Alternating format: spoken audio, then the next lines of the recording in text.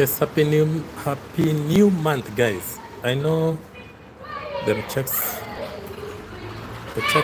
be clapping. Hi, hello, mod engineering. I'm very okay. Thank you for liking the video. Let me see if I can position this. Yeah, I think there is much okay. Yeah, thank you guys for coming in and liking. Happy new month to everybody. Yesterday it was Labor Day, so now yesterday was a holiday, so coming it gets to today also as well. So welcome everybody. Kindly like the video. Yeah, so what I'm reading right now is a Rattan panelist. It's for a sofa that we have to make in the entire course of the week. Yeah, welcome in guys. Kindly like the video.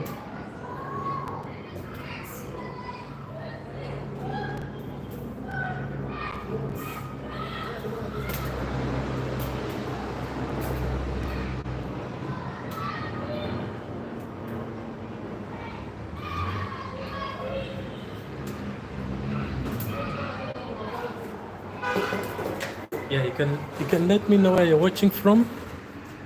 This is Nairobi, Kenya. Where are you from? Mike, that name is hard. So you can let me know where you guys are watching from.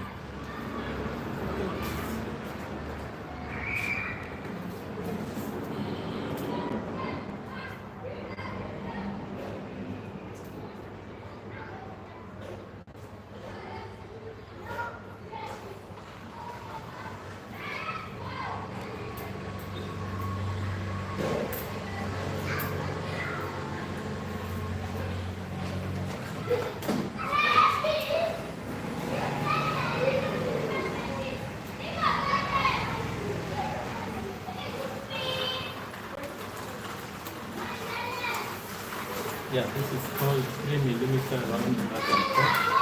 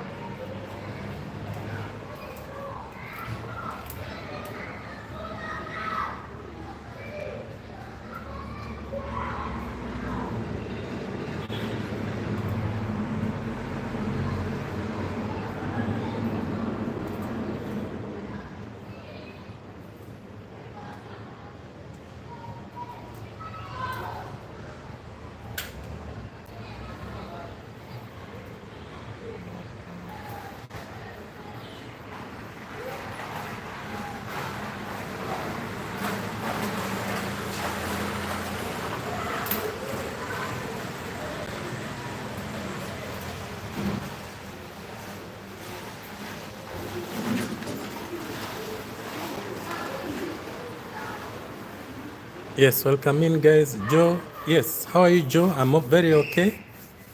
Thank you, guys, for coming in.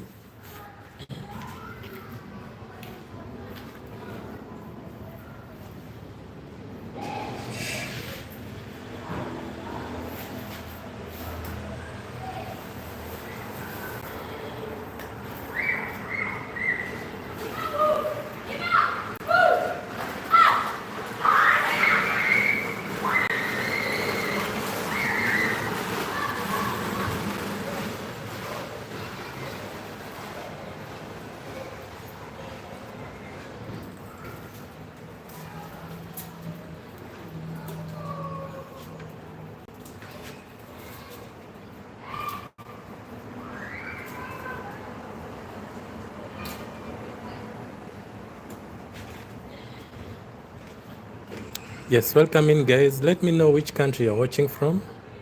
My name is Oscar Kibet. Yeah.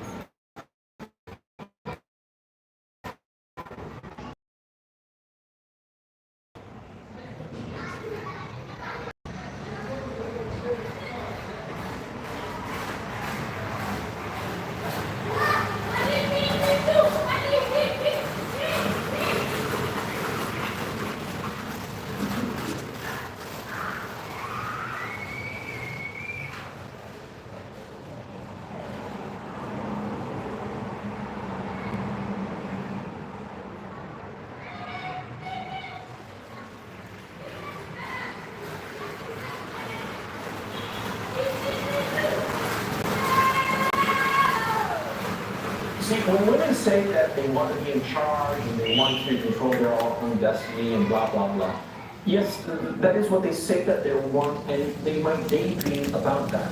But the reality, the quotidian, daily reality, is that women do not want to be in control, at least not about the important decisions. More often than not, you will find that women want a man to take control of the situation, especially when it becomes difficult. When I say difficult, I don't mean when the situation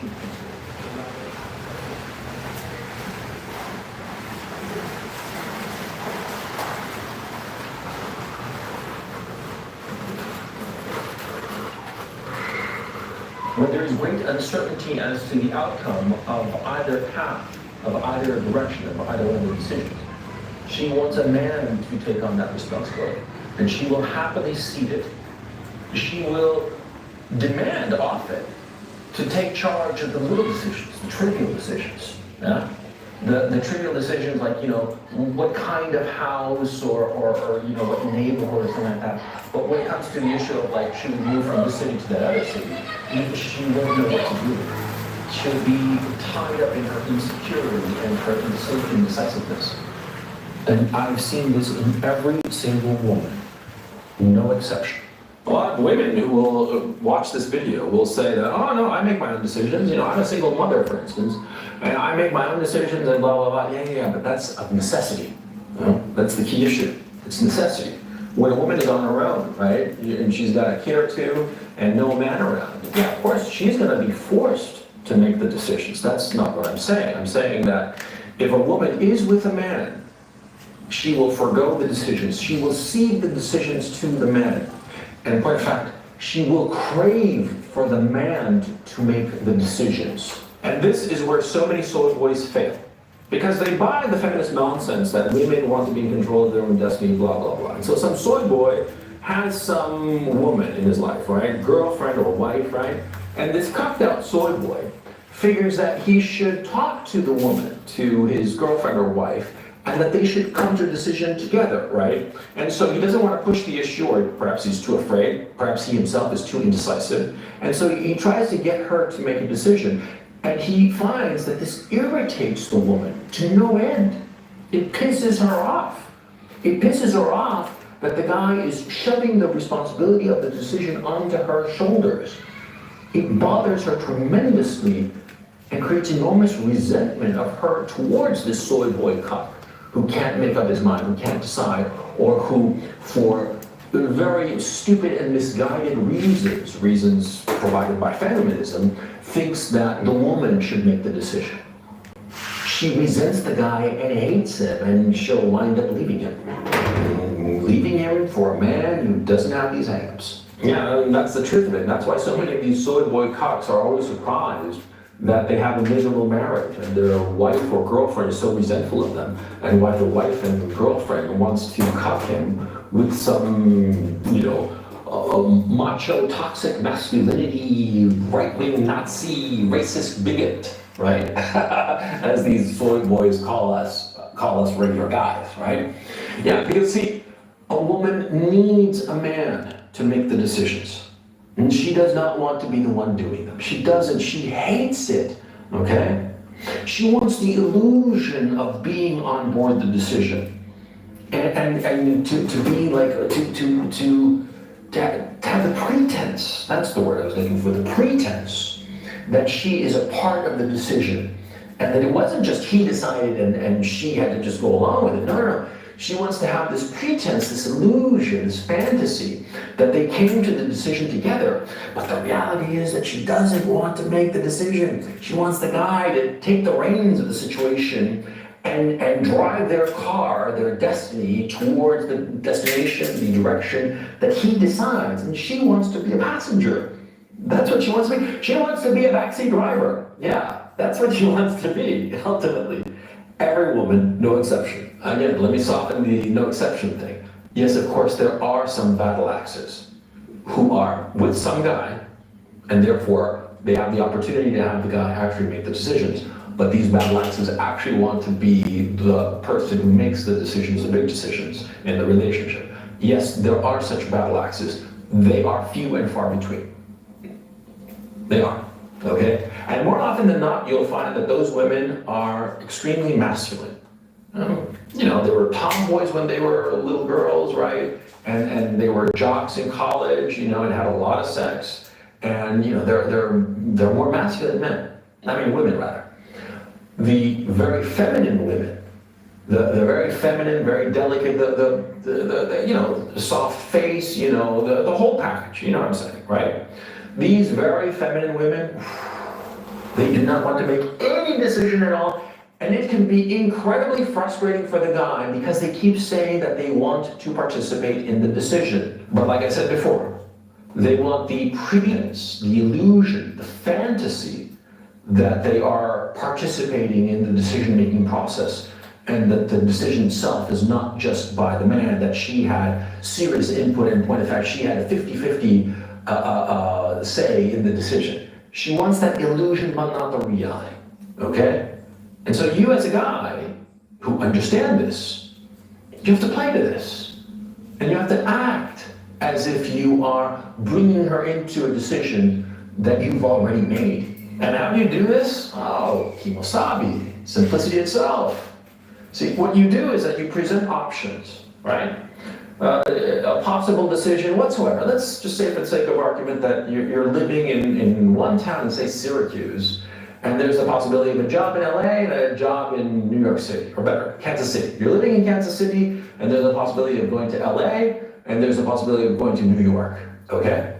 Now, you do the pros and cons, and you come up to your conclusion. And let's say, for the sake of this conversation, that you decide that New York would be much better, and LA, though it has a lot of pros to it, it has too many cons, or New York has better cons, whatever. But you come up with a decision on your own, without looking around, of course, and you decide that you should go to New York, right? So how do you handle it with a woman? You go to her and you say the following. You say, honey, there is this possibility of us going to either New York or Los Angeles. But the thing is, see, in Los Angeles, we would spend so much money on cars and on this and that and the other. And in New York, we'd save so much money. And New York is so much more exciting. So much more exciting for you. And there are so many more possibilities for you for your job as cake decorator or whatever the fuck she's doing, right? And there are so many things that you could do in New York, but in Los Angeles, there's nothing. There's nothing. And the only person we know in New York, in Los Angeles rather, the only person we know is Phil and his wife Peggy, and isn't Peggy such a bitch, and didn't you never like her in college? So why would we move to Los Angeles? I don't know. I think that maybe New York is the right decision. What do you think? You see, you manipulate her. That's what you do. You guide her in the direction of the decision you want to have made. And then she'll be able to say, yeah, I enjoyed the decision. I helped in the decision-making process. Yeah, we're partners in our relationship. We're equal partners. Yeah, that's what you do. Because women want the illusion. They don't want the reality. And she is going to convince herself that her input and everything that she said was instrumental in the decision to move to New York instead of LA. Yeah, she'll go on and on and on about how she gave so much input and you know, because you asked her what she thought, but you already made, you get the point. See, I don't have to elaborate it. Yeah, that's how you maneuver women. Yeah, yeah, and you have to maneuver them. See, I mean, like you, I grew up with this illusion that men and women were independent agents, right? And everyone was an individual and all the rest of it, and that women were the equal of men and so on and so forth. And women have a lot of things going for them, okay? They have a lot of things that men do not have, and a lot of great qualities that men do not have. Compassion, empathy, this, that, the other, all kinds of stuff that, you know, that we don't have. But women do not have any capacity to make a decision. Mm-hmm. They're great at committees, and committees, what are committees? Committees are a way to like mushy the decision so that no decision is ever made, or the safest possible decision is made, right? Women are great at that crap, right? But in terms of like leadership, real leadership, women suck at it. There is a reason that in history there are exceptions you can count on one hand of effective female leaders. You know, going back, you got Margaret Thatcher, you had, what's her name, the Prime Minister of Israel, her name slips my mind right now. You had Queen Elizabeth I. Who else? You see my point, yeah. And men, Napoleon, Patton, you know, FDR, Stalin, Churchill, Hitler, all kinds of people who could make decisions and lead. Women aren't good at that, okay? And so we shouldn't be forcing them to. Mm-hmm. We shouldn't be forcing them to be something that they are not. And this is what feminism insists upon, by the way. Yeah, it insists on women taking up a role that they do not want. In every single serious relationship I've ever had, every single one, there came a point in time where the woman basically said, oh, you decide for us. Hmm? And I was all convinced that, you know, I had to like make it be a co-decision, right? Idiot me. But I thought so. But no, they don't want that. They don't want that at all. And they hate the guy who forces them to make the decision. And by the way, you know, this starts from the very first date you have with the girl. Yeah. For instance, you meet some girl, doesn't matter how, you know, you meet some girl and you call her up, text her, whatnot, this, that, the other, and you decide that you're gonna go on a date, right? She wants you to make the decision where to go. She wants you to be like clear that we're going this way, okay? And for many women, not all women, okay? I mean, I would say about 40%, okay? 40% of women view that first date and view how decisive a man is insofar as going to a certain place. They view it as a compliance test as to whether the guy is very decisive, okay? It could be that there are other signals that you're putting out that shows that you're extremely decisive, and so, you know, when you go out on your first date, you're indifferent as to whether you're gonna go to this restaurant or that bowling alley or whatever the fuck, right? But many times, if you are very indecisive, or let me put it this way, if you express indecisiveness as to where to go on the first date, okay, first or second or fifth date, right, early in the relationship, if you show too much indecisiveness and should we go here, should we go there, it's going to be a huge turnoff to her. She's not going to want to be around you, okay? She'll want you to be decisive, and she won't mind going to a crappy place so long as you made the forceful and direct decision to go to this crappy place. You see what I'm saying? Yeah, it's the indecisiveness that women don't like, because ultimately, women don't want to be with another woman. They want to be with a man. Okay, so I think that you get my point in this whole video, right? Be decisive in every situation, but don't be tyrannical, okay? A lot of guys confuse that. They think that being decisive and being very forthright and saying we're gonna go in that direction, it means that they have to be a hard ass and an asshole in every single situation. No, for crying out loud, okay? You gotta know when to be decisive and forthright and direct and just, clearly leading. Other things, the vast majority of things, you can let it slide or let her take care of it, right? Again, like you're